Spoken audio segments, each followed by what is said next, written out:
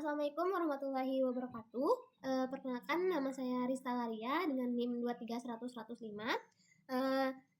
Di sini saya sebagai ketua kelompok, di mana pada pertemuan 5.1 yaitu training YOLO dengan dataset custom Ultralytic Pulse Fighter di Google Colab.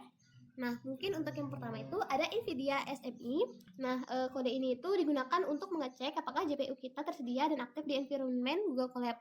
Nah, ini adalah bukti bahwa GPU kita itu sudah terhubung. Kemudian yang selanjutnya itu ada import OS. Ini mengimport modul OS dari Python standard library. Kemudian OS-get-cwd ini mengambil current working directory, yaitu konten di Google Colab kita. Kemudian variabel home di sini disimpan dan digunakan sebagai referensi path di seluruh notebook. Kemudian print home ini menampilkan path directory aktif untuk verifikasi. Nah, yang selanjutnya itu ada installing Ultralytic. Nah, di sini ada pip install Ultralytic. Ini menginstal library Ultralytic versi spesifiknya yaitu 8.0.196. Kemudian display clear output. Di sini membersihkan output instalasi agar tampilannya nanti lebih rapi setelah prosesnya selesai. Kemudian Ultralytic check ini berfungsi untuk built-in dari Ultralytic untuk memeriksa apakah instalasinya berhasil, entah itu versi Python, PyTorch, dan CUDA-nya sudah sesuai. Nah, kemudian ada from Ultralytic import YOLO. Ini itu mengimport kelas YOLO yang merupakan antarmuka utama untuk semua operasi. Kemudian from Python display import display image ini mengimport fungsi untuk menampilkan gambar langsung di dalam sel output notebook Jupyter atau Colab. Nah, selanjutnya itu ada ini pip install RoboFlow. Ini adalah kode yang saya copy dari dataset yang sudah kita lakukan training di RoboFlow. Oke, kita lanjut.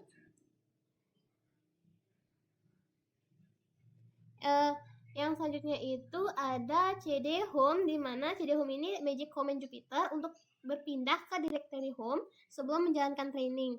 Nah, kemudian YOLO task di sini menentukan tipe tasknya yaitu object detection. Kemudian mode training di sini menjalankan mode training untuk melatih model. Kemudian model YOLO itu menggunakan pre-train wake YOLO sebagai titik awal. Kemudian dataset location ini berisi informasi path trainingnya dan nama kelas objeknya. Kemudian epoch ini adalah jumlah epoch training, yaitu berapa kali seluruh dataset diproses.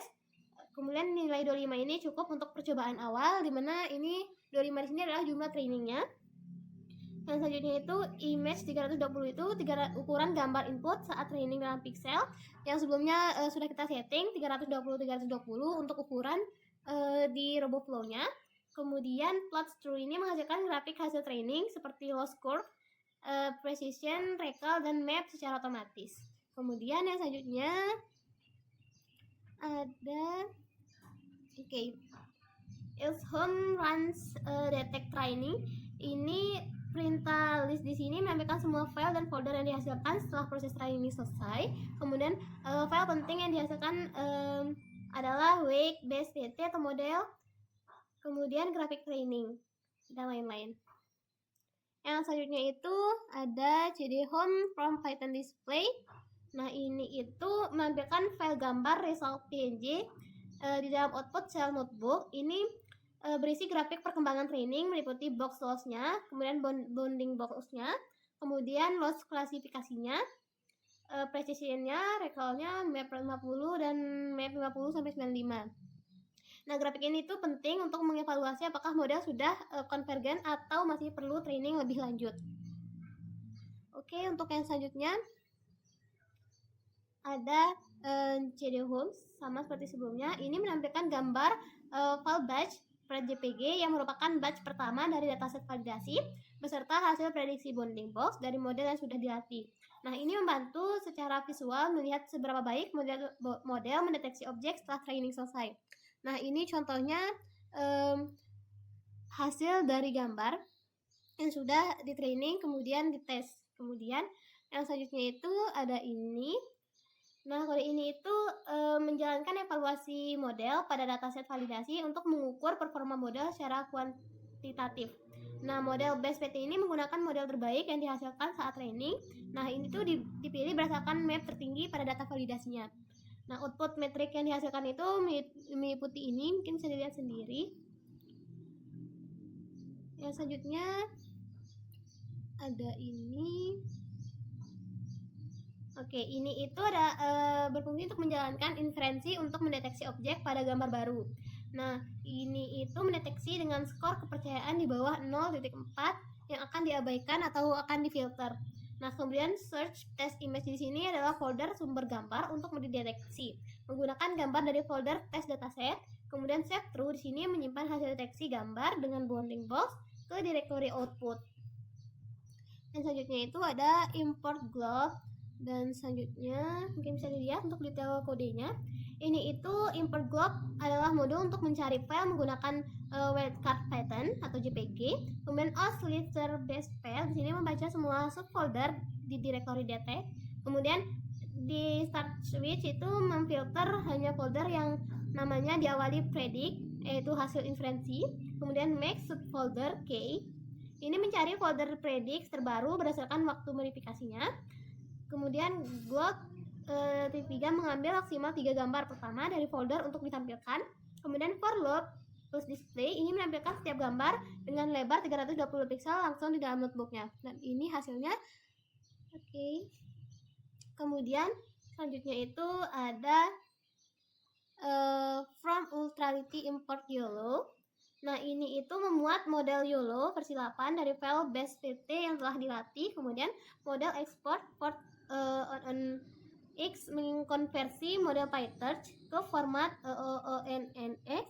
Format ONNX bersifat cross-platform dan dapat digunakan di berbagai framework termasuk OpenCV, DNN, TensorRT, dan ONNX runtime. Offset 12 di sini adalah versi operator set ONNX yang digunakan. Offset 12 dipilih untuk kompatibilitas luas dengan OpenCV-nya. Image 320 ini adalah ukuran input gambar yang di hardcode ke dalam model. Kemudian hasil konversi disimpan otomatis sebagai base ONNX di folder yang sama dengan base PT. Nah, ketika kita menjalankan ini, maka dia akan mendownload file yang bernama ONNX. Nah, di sini saya sebenarnya sudah mendownload. Dia ada di dalam model ini YOLO versi 8 ONNX. Nah,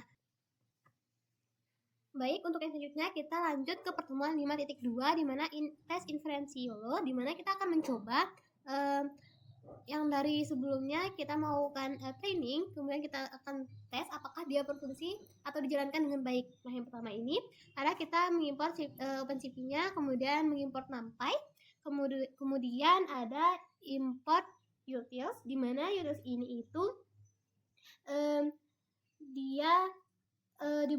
dia membuat instance atau objek dari kelas units yang ada di dalam utils Py, di mana objek ini digunakan untuk memanggil metode post processing. Nah, di sini saya sudah punya filenya. Kemudian yang selanjutnya itu ada class name SkiSource, di mana ini adalah class name list Python yang berisi nama-nama kelas objek yang dikenali oleh model YOLO yang sudah kita latih sebelumnya di RoboFlow. Kemudian yang selanjutnya itu ada ini model YOLO V8 ONNX. Nah, ini adalah file yang sudah kita download sebelumnya pada training kita, yaitu di Google Colab. Dia itu ada di paling terakhir ini hasil download ini.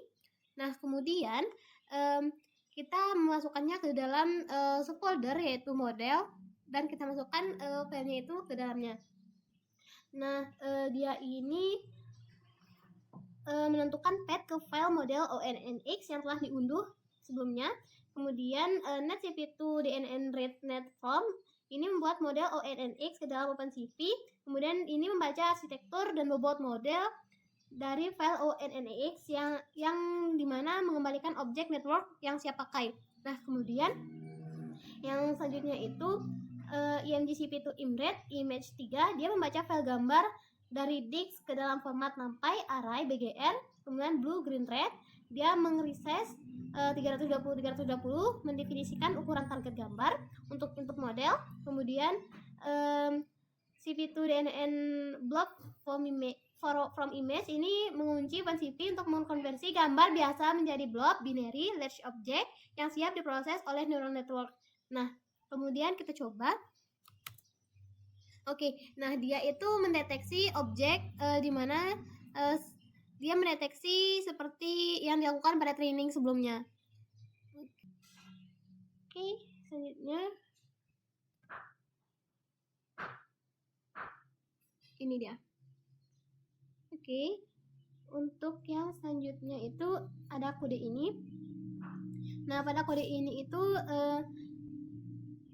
model ONNX dimuat ulang menggunakan CV2DNN RedNet from. Kemudian proses ini hanya dilakukan sekali di luar looping agar tidak memboros memori dan waktu. Kemudian chat CV22 video capture ini membuka kamera default index 0, kamera utama webcam. Untuk kamera eksternal gunakan indeks 1, 2 dan seterusnya. Bisa juga diisi path video file untuk memproses video rekaman. Kemudian while cap is opened, itu loop berjalan sama kamera aktif dan terbuka. Red frame cap read ini membaca satu frame dari kamera, red adalah boolean. Kemudian if not red break itu jika pembacaan frame gagal, kamera akan terputus, video habis, dan loop akan dihentikan. Jadi intinya ketika kita menjalankan kode ini, maka dia akan melakukan pendeteksian gunting seperti itu. Mungkin kurang lebihnya penjelasan saya mohon maaf. Wassalamualaikum warahmatullahi wabarakatuh.